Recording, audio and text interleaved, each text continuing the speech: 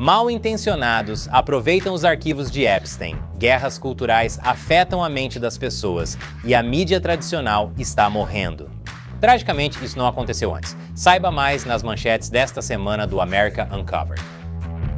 Bem-vindo ao America Uncovered. Sou Chris Chappell. Admitir um erro exige grandeza, e mesmo não sendo exatamente um grande homem, posso admitir que errei. Na semana passada, errei ao dizer que ninguém viu o filme da Melania porque fracassou nas bilheteiras. Superando as expectativas e arrecadando 7 milhões de dólares, o que é realmente impressionante para um documentário, isso é uma conquista. A primeira-dama pode se orgulhar do seu chapéu estranhamente grande, no estilo vilão de Roger Rabbit. Embora alguns estejam alegando que isso foi conseguido por meio de vendas de ingressos falsas para aumentar artificialmente a bilheteria. Sabe, sinceramente, esse é o tipo de teoria da conspiração que eu posso apoiar. Parece quase inofensiva e é a teoria da conspiração que vi durar mais sem culpar os judeus. Parabéns a Melania e ao diretor Brett Ratner, que certamente está feliz. As pessoas estão falando dele em pelo menos algumas frases, sem também envolver Jeffrey Epstein nesta semana.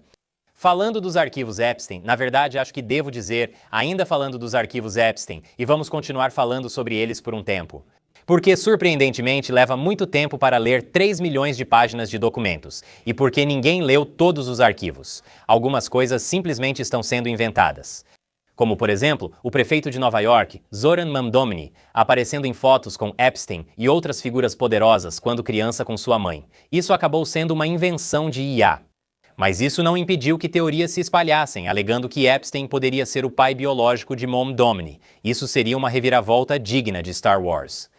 Um cara que é anti-Israel descobrindo que um suposto agente de Israel é seu pai. Procure em seus sentimentos. Você sabe que é verdade, mas não é verdade.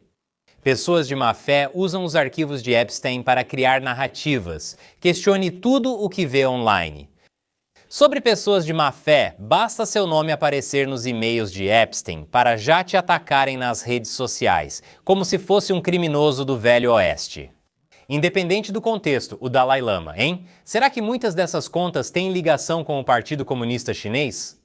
Mas há algumas pessoas que estão levando a situação do Epstein de uma forma mais tranquila. Como o vice-procurador-geral Todd Blanche, que parece estar tentando, sem sucesso, agir naturalmente. Assim, ninguém desconfia que foi ele quem acabou de soltar um pum. Sempre investigaremos qualquer evidência de má conduta, mas como você sabe, não é crime festejar com o Sr. Epstein. Tenho algumas respostas para esse comentário. Confie, vamos investigar totalmente esses homens poderosos e responsabilizá-los. Você pode confiar que o governo não vai convencer uma única pessoa interessada no caso Epstein. Segundo, não é que as pessoas estavam apenas festejando com Epstein, é o que elas faziam nessas festas. Além disso, você parece suspeito por estar em uma festa com alguém famoso por atos nojentos e ilegais. Seria como dizer, tudo o que eu fiz foi jantar com Jeffrey Dahmer 40 vezes. Por que todo mundo está tão desconfiado? Sabe, falar sobre os arquivos de Epstein é exaustivo. Vamos falar sobre algo um pouco menos complexo e cheio de conflitos. O Oriente Médio, onde as coisas estão esquentando. O exército dos Estados Unidos derrubou um drone iraniano que se aproximou agressivamente do porta-aviões USS Abraham Lincoln, e 2 barcos armados iranianos se aproximaram de um petroleiro com bandeira dos Estados Unidos e ameaçaram embarcar na embarcação. Em vez disso, o petroleiro acelerou e recebeu escolta militar até seu destino final, que era Bering, não a morte, só para deixar claro. Apesar de tudo isso, as negociações entre os EUA e o Irã estão marcadas para continuar na sexta-feira. Elas deveriam acontecer originalmente na Turquia, mas o Irã exigiu que as conversas fossem realizadas em Omã. O assunto dessas conversas, o que mais poderia ser? As capacidades nucleares deles? Trump diz, nada de capacidades nucleares para vocês, Irã. Nenhuma capacidade, enquanto o Irã aparentemente diz, vamos ver sobre isso, porque de acordo com imagens de satélite analisadas pelo The New York Times, o Irã vem trabalhando na reparação de seus locais de mísseis e nucleares desde o verão passado, com construção nos locais de mísseis e novos telhados no local nuclear. Provavelmente querem esconder algo embaixo deles. Qual a expectativa para as negociações? Não é um grande sinal de confiança os Estados Unidos pedirem que cidadãos americanos saiam do Irã agora. Ufa, a equipe do Trump vai ter que usar todas as lições do A Arte da Negociação nessas conversas. Não sou apostador, mas acho que vão citar o capítulo. Se construir mais locais nucleares, também vamos bombardeá-los. Uau, negócios imobiliários em Nova York nos anos 80 eram difíceis. É quase engraçado. Ouvir falar sobre uma possível guerra com um regime opressor é uma distração agradável das guerras culturais sem fim. Não dá para escapar disso. Mesmo no Super Bowl, muitos acreditam que Bad Bunny fará um show político no intervalo, pois já fez declarações desse tipo no Grammy. Mas se você quiser evitar política e futebol, pode assistir ao show alternativo do intervalo da Turning Point Estados Unidos, estrelado por Kid Rock. Isso com certeza não será político. O que vem a seguir? Vão criar câmaras de eco políticas até para postos de gasolina? Assim você evita algo com que discorda ao abastecer. Na verdade, pensando bem, já temos isso. São as estações de recarga elétrica e paradas de caminhão, porque nem no trânsito se escapa da política. Falando em guerras culturais, nossa, sim, isso veio do presidente dos Estados Unidos. A conta oficial do Truth Social retratando Barack Obama e sua esposa Michelle como macacos, repare na sutileza requintada disso. Michelle Obama é retratada como um macaco maior e mais musculoso. Obviamente, isso gerou uma tempestade nas redes sociais, com mais acusações de que Donald Trump é abertamente um homem racista horrível, o que é ridículo. Se existe alguém que sabe a dor de ser discriminado apenas pela cor da pele, é o homem laranja. Mas acontece que há mais nessa história, e envolve talvez o único assunto que o YouTube odeia mais do que racismo: fraude eleitoral. Porque se você assistir ao vídeo completo postado na conta de Trump, fica claro que é uma captura de tela de algum tipo de documentário sobre a eleição de 2020, criado por algo chamado ThePatriotNewsOutlet.com, que então reproduz automaticamente outro vídeo antes de cortar após um segundo. Então, claramente, Trump não estava postando um meme racista, a menos que você ache que foi um racismo em 4D. Alguns dizem que esse vídeo nem é racista, apenas traz a música No Meio da Selva, que não posso tocar por direitos autorais, feito por IA. Montagem de vários políticos como criaturas do Rei Leão, Clinton e Jeffries como Timão, e Pritzker como um elefante, o que eu admito que é bem engraçado. E nenhum usuário experiente de fóruns na internet ignora as implicações raciais de comparar pessoas negras a macacos. Mas talvez a parte mais importante da história: Trump apagou a postagem. Isso mesmo, desenvolvimento de personagem. Se você me perguntar, eles deviam simplesmente culpar tudo isso em um estagiário fictício. Digo, foi o mesmo que usou a conta do Ted Cruz no Twitter para curtir um tweet pornográfico no 11 de setembro. E agora voltando para Minnesota novamente, onde agitadores anti-ICE montaram bloqueios onde eles verificam placas e rastreiam agentes federais. Eu não sou um apostador. Acho que eles não param muitas pessoas de cor para acusá-las de serem agentes do ICE, apesar de muitos agentes do ICE serem negros ou latinos.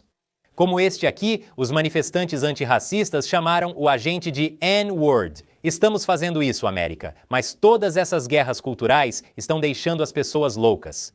E não estou falando só sobre a Suprema Corte ser legal, com Texas e Califórnia manipulando pra caramba seus mapas eleitorais, ou de como a política moderna dos Iticira está inspirando brigas entre crianças e adultos que parecem o fim das armas.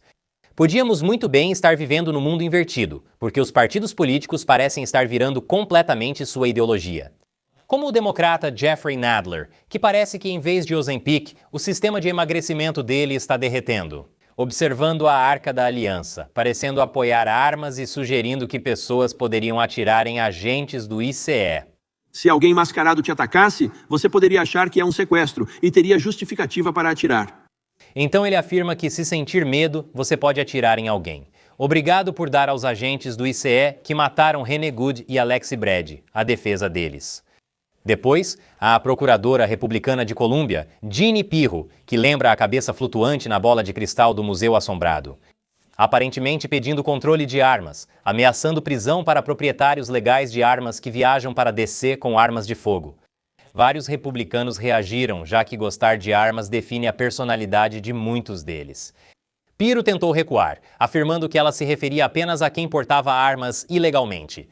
Para portar uma arma legalmente em Washington, D.C., ela deve estar registrada no distrito. Ao saber disso, os entusiastas de armas acharam razoável. Só que não, estou brincando. Isso foi recebido tão bem quanto presentear uma mulher com um conjunto de cabides no chá de bebê dela. Além disso, há a questão dos democratas agora serem contra e os republicanos a favor das máscaras. O que está acontecendo? Esquerda virou direita, cima virou baixo. Se as coisas ficarem ainda mais loucas, eu espero ver libertários exigindo mais impostos. É um caos nas ruas, ruas pelas quais os libertários estão felizes em pagar impostos. Não é surpresa. Pessoas presas em uma bolha de viés de confirmação enlouquecem. Critico a grande mídia há anos e agora parece que ela pode finalmente estar morrendo. Porque o Washington Post, que pertence ao Jeff Bezos, demitiu 1/3 de sua equipe. Isso é por causa do Bezos? Quem parece com ele? Se o professor X reunisse jovens talentosos, se ele usasse a mesma definição de jovens talentosos que Jeffrey Epstein, perceberia que as reportagens tendenciosas e imprecisas estavam prejudicando a confiança nas instituições e o discurso em geral. Claro que não. Foi por qual outro motivo? Dinheiro? Bezos não se pronunciou oficialmente, mas pressiona a equipe do Washington Post por mais lucratividade. A Amazon cortou 16 mil empregos para reduzir a burocracia, o que certamente gera um sentimento agridoce nos funcionários que perdem seu sustento por causa desses cortes. Mas pelo menos agora posso urinar em um banheiro, não em uma garrafa de Gatorade. Isso pode ser o início do fim do Washington Post, e eles não são os únicos enfrentando dificuldades. A chefe da CBS News, Bari Weiss, disse à sua equipe: "Nossa estratégia até agora tem sido nos agarrar ao público que ainda assiste à televisão aberta. Se seguirmos com essa estratégia, estamos perdidos", destacou Weiss. "Eles devem contar histórias que interessem ao público e recuperar a confiança." Infelizmente, ela não alcançou nenhum desses objetivos ao cancelar uma matéria do 60 Minutes, que investigava um centro de detenção em El Salvador. Afirmaram que a matéria era crítica ao governo Trump, e Weiss teria dito que não poderia ir ao ar sem um comentário oficial da administração Trump, o que parece um jornalismo justo e equilibrado. No entanto, Weiss foi acusado de ser simpático ao MAGA e até mesmo de ser um bajulador declarado de Trump.